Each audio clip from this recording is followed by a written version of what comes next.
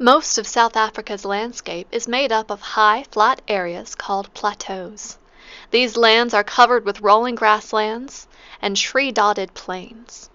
To the east, south, and west of the plateau lands is a mountainous region called the Great Escarpment.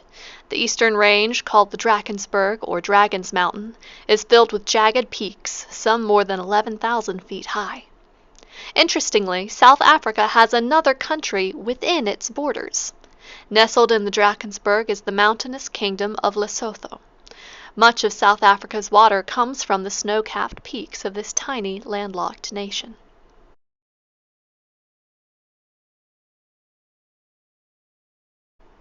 In northern South Africa, near Johannesburg, there is a cave formation. Within these caves, archaeologists have uncovered some of the earliest human fossils ever found. This find earned the region the nickname Cradle of Humankind. In the 1400s, European ships heading to the Far East began stopping on the South African coast for supplies. In 1652, the Netherlands established the southern city of Cape Town, and Dutch farmers, called Boers, began settling in the areas around the city. In 1806, wars in Europe left the British in control of the Cape Town colony, and in 1910, the British united 4 colonies in the region and created South Africa. They established laws that separated whites from black South Africans, a practice of segregation called apartheid, which led to decades of conflict.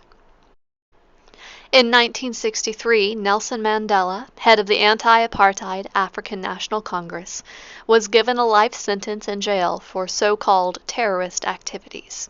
In 1990, after 27 years behind bars, he was freed, and in 1994, Mandela was elected president of South Africa.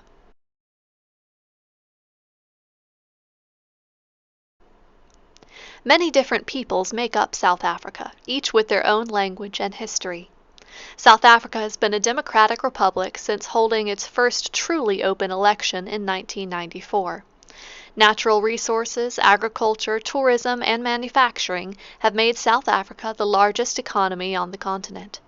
But problems with unemployment, poverty, and AIDS present huge challenges for the government. South Africans are passionate about music, often using song and dance to express social and political ideas. They're also known worldwide for their skill in sports, including rugby, cricket, golf, and soccer. In 2010, South Africa became the first African nation to host the World Cup.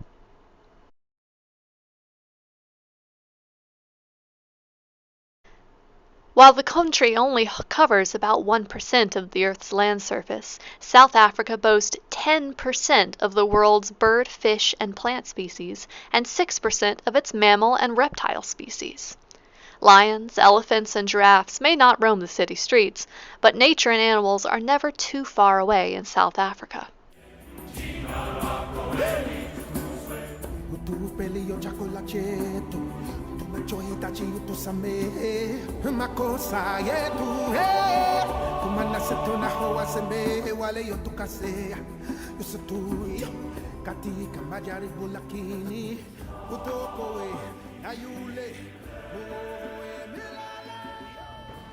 For an unforgettable bucket list activity, search for the famous Big Five: lions, leopards, elephants, rhinos, and buffalo, on safari in one of South Africa's national parks or private game reserves.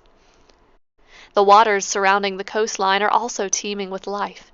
You'll find great white sharks, African penguins, dolphins, and much more in South Africa's oceans.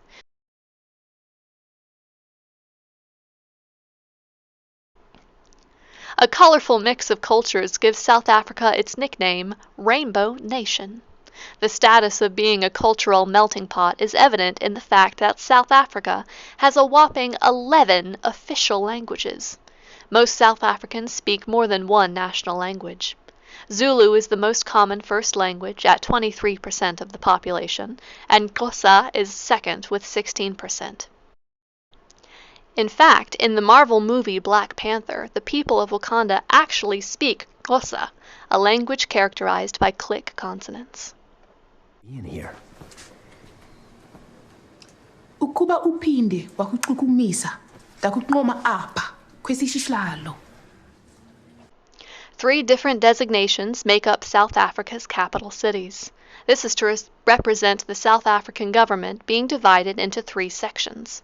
Cape Town is the judicial capital, Pretoria is the administrative capital, and Bloemfontein is the legislative capital. Interestingly, Parliament meetings take place for 6 months in Cape Town and 6 months in Pretoria. The Union buildings in Pretoria house the President's official offices. The site is worth a visit to marvel at the larger-than-life statue of Nelson Mandela, as well as the immaculate gardens and grounds.